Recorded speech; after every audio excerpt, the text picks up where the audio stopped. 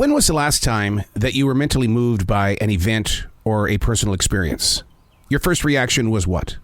It's completely natural to take note of that moment, then stuff it into your memory banks, only to forget about it. During these days of digital, I'm meeting more and more people who prefer to speak into their smartphones for later use. Mark Twain did this. He had a recorder. That's how he got his story ideas. They would come to him and he would put them inside this recorder. It was his secretary that laid it out on the page. To be in that moment when Mr. Twain discovered the power of recording devices. How much of our own life is wasted setting ink free in the openness of journals and or note writing? I've been known to take out my smartphone recorder, but the thing is, I've been known to take out my smartphone recorder, but it makes others in the circle feel very uncomfortable, which is pretty strange to me because words shared in the openness of a meeting, why couldn't it have been documented? You were going to say it anyway. But the very second that you bring out a recording device, especially on your smartphone, people tend to stop moving. They give you the look. Anxiety can be seen inside their eyes because that recording device is documenting, when in reality, if it wasn't there, we would still be documenting with our memory. But you know where the memory goes. It only holds on to what it thinks it knows. Hey, it's Arrow. This is The Daily Mess, a chronological walk through an everyday world. I am a daily writer, a silent wolf of sorts. I love looking out at everything and finding inspiration and motivation from everything. It's a lot of content, but it's got to be put someplace. It's in my journals, a regular journal as well as a defrag journal. But we learn from it. We teach from it. We grow with it. This is The Daily Mess. Although it was just yesterday, it feels like days since I've put ink in the veins of this living tree. The mind and memory struggle with the subject shared not even 24 hours ago. It's too easy to return to the scene. If I convince myself to go back one day to figure out what I was writing yesterday morning at this very time, I'll expect the behavior in other experiences. Forgetting about things can be an easy out for anybody. My mother used to say, I don't remember. Well, Mom, I need the answer. Son, I don't remember.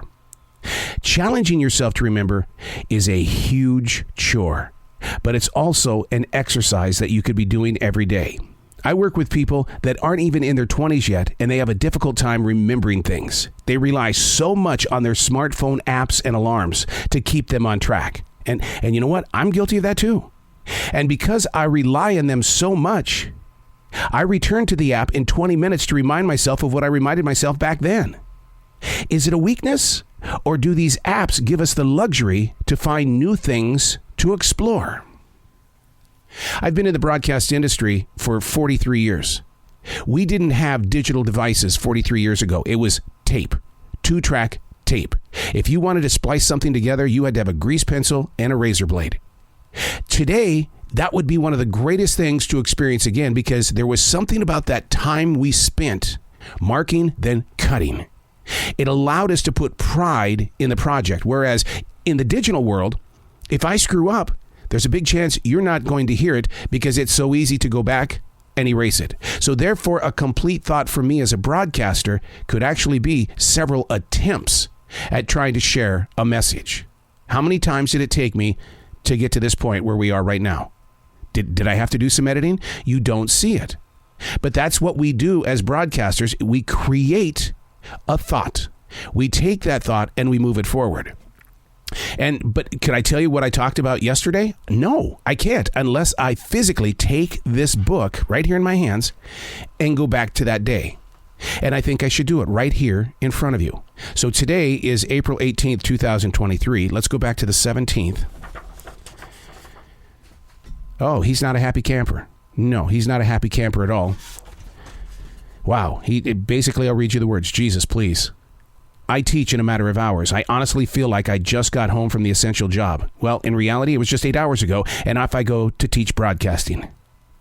And then you can feel it on the page, the depth of the writing instrument on the page. Let it be written in these pages that the industry I once participated with isn't what it used to be. The life and pride are not there. Wow. Wow, wow, wow, wow, wow. Being honest on a page. and then taking it to this platform? That's a challenge that I would love to give to you. What are you thinking? What are you forgetting when you put something in that smartphone? Is it an identity of who you are or what you are receiving? Because what you receive can change what you are and where you are. Do you trust the wind like that? Are you able to cope with such situations like that? Because the same old you is not true. We change every day. Do you accept it, or do you sit there and go, if I don't remember it, I don't have to participate with it? But I challenge you. I challenge you to take your recording device, share a thought, and come back to it in 7 days. And let's see what you felt in the moment of receiving it days after you first got your hands on it. I'm Errol, and that's The Daily Mess.